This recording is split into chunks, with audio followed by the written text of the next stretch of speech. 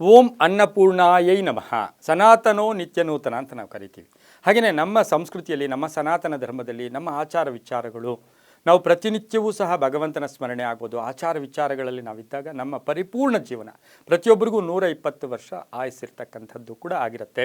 ಆ ಒಂದು ಸ್ಥಿತಿಯಲ್ಲಿ ನಾವು ಶುದ್ಧಿಯನ್ನು ಕಾಪಾಡ್ಕೊಳ್ಳೋದು, ನಮ್ಮ ಆಹಾರ ಪದ್ಧತಿ ಆಗ್ಬೋದು, ನಮ್ಮ ರೀತಿ ನೀತಿಗಳಾಗ್ಬೋದು, ನಡವಳಿಕೆಗಳಾಗ್ಬೋದು, ಸಂಧ್ಯಾ ವಂದನೆ, ಬೆಳಗಿನ ಸೂರ್ಯೋದಯದಿಂದ ಸೂರ್ಯಾಸ್ತದ ತನಕ ನಮ್ಮದೇ ಆದ ಕೆಲವು ಹಿಂದೂ ಧರ್ಮದಲ್ಲಿ ಕಟ್ಟುಪಾಡುಗಳು, ನೀತಿ ನಿಬಂಧನೆಗಳು, ಇವನ್ನೆಲ್ಲ ಅನುಸರಿಸಿದಾಗ ನಾವು ಶ್ರೇಯಸ್ಸಾಗಿರ್ತೀವಿ. ಅನುಸರಿಸದೇ ಇದ್ದರೆ ಏನೂ ಬರಲ್ವಾ?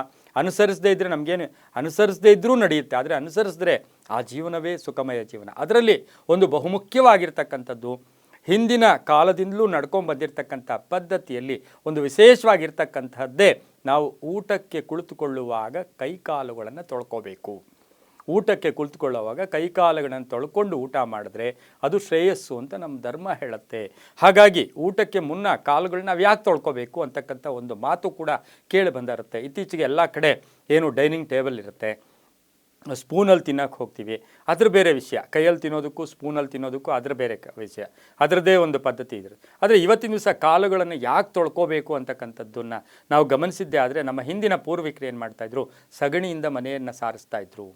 ಆ ಸಗಣಿಯನ್ನು ಸಾರಿಸಿದಾಗ ಆ ಮನೆಯಲ್ಲಿ ನಾವು ಆ ಮನೆಯೊಳಕ್ಕೆ ಬಂದಾಗ ಆ ಒಂದು ವಿಶೇಷವಾದ ಒಂದು ನಮಗೆ ದೈವಿ ಶಕ್ತಿ, ಒಂದು ವಿಶೇಷವಾಗಿ ಧನಾತ್ಮಕ ಶಕ್ತಿ ನಮ್ಮ ದೇಹಕ್ಕೂ ಕೂಡ ಬರ್ತಾಯಿತ್ತು. ಆದರೆ ಕಾಲುಗಳನ್ನು ಯಾಕೆ ತೊಳ್ಕೋಬೇಕು ಅಂದರೆ, ಹೊರಗಿನಿಂದ ಬಂದಾಗ ಹೊರಗಡೆ ಎಲ್ಲ ಓಡಾಡಿರ್ತೀವಿ, ಎಲ್ಲ ಕಡೆ ನಾವು ಎಲ್ಲ ಅಲೆದಾಡಿರ್ತೀವಿ. ಅಲ್ಲಿ ನೆಗೆಟಿವ್ ಎನರ್ಜಿ ಇರ್ಬೋದು, ಕೆಲವು ಬ್ಯಾಕ್ಟೀರಿಯಾ ಆಗಿರ್ಬೋದು, ವೈರಸ್ಗಳಿರ್ಬೋದು, ಇವೆಲ್ಲವೂ ಕೂಡ ಕಾಲಿಗೆ ತಾಕ್ತಕ್ಕಂಥದ್ದು. ಅದರ ಜೊತೆಗೆ ನಾವು ಅನ್ನವನ್ನು ಪರಬ್ರಹ್ಮ ಸ್ವರೂಪ ಅಂತ ಕರಿತೀವಿ.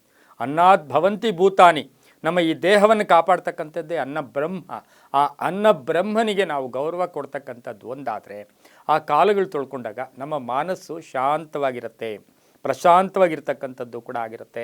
ಅದರ ಜೊತೆಗೇನೆಂದರೆ ಗಡಿಬಿಡಿಯಿಂದ ಊಟ ಮಾಡ್ತೀವಿ.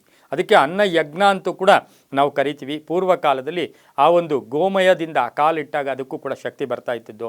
ಅದರ ಜೊತೆಗೆ ಏನಪ್ಪ ಅಂತ ಹೇಳಿದ್ರೆ, ನಮಗೆ ಹೊರಗಡೆಯಿಂದ ಬಂದಂಥ ನೆಗೆಟಿವ್ ಎನರ್ಜಿ ಎಲ್ಲ ಹೋಗಿ ಪಾಸಿಟಿವ್ ಎನರ್ಜಿ ನಮಗೆ ಬರ್ತಾ ಇರ್ತಕ್ಕಂಥದ್ದು. ಇದರಿಂದ ದೇಹದಲ್ಲಿ ಒಳ್ಳೆಯ ಶಕ್ತಿ, ಧನಾತ್ಮಕ ಶಕ್ತಿ ಕೂಡ ನಮಗೆ ಬರ್ತಾ ಇರ್ತಕ್ಕಂಥದ್ದು ಕೂಡ ಆಗಿರೋದ್ರಿಂದ ಕೈಕಾಲುಗಳನ್ನು ತೊಳ್ಕೊಂಡು ಊಟ ಮಾಡಿದ್ದೆ ಆದರೆ ಮನಸ್ಸು ಪರಿಶುದ್ಧವಾಗಿರುತ್ತೆ.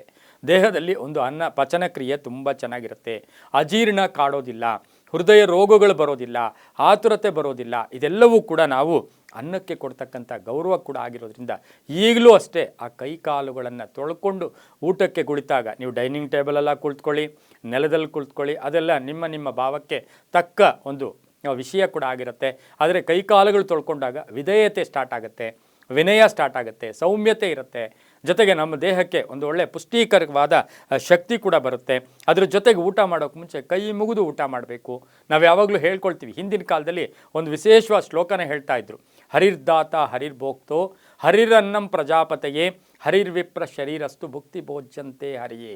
ಈ ಮಂತ್ರ ಹೇಳ್ಕೊಂಡು ತಿಂತಾಯಿದ್ರು. ಓಂ ಅನ್ನಪೂರ್ಣಾಯೈ ನಮಃ ಈ ಮಂತ್ರ ಹೇಳ್ಕೊಂಡು ತಿಂತಾಯಿದ್ರು. ಹಾಗಾಗಿ ನಾವು ಕಾಲುಗಳು ತೊಳ್ಕೊಂಡು ನಮ್ಮ ಧರ್ಮವನ್ನು ಕಾಪಾಡೋಣ, ನಮ್ಮ ಕುಟುಂಬಕ್ಕೆ ಶ್ರೇಯಸ್ ಕೊಡೋಣ, ನಮ್ಮ ದೇಶಕ್ಕೂ ಕೂಡ, ಇದರಿಂದ ದೇಶಕ್ಕೂ ಒಳ್ಳೆಯದಾಗುತ್ತೆ. ನೀವು ಗಟ್ಟಿಯಾಗಿದ್ದರೆ ದೇಶನೂ ಗಟ್ಟಿಯಾಗಿರುತ್ತೆ. ಹಾಗಾಗಿ ಈ ಪದ್ಧತಿಯನ್ನು ಚಾಚೂ ತಪ್ಪದೆ ಅನುಸರಿಸೋಣ. ಸರ್ವೇ ಜನ ಸುಖಿನೋ ಭವಂತು.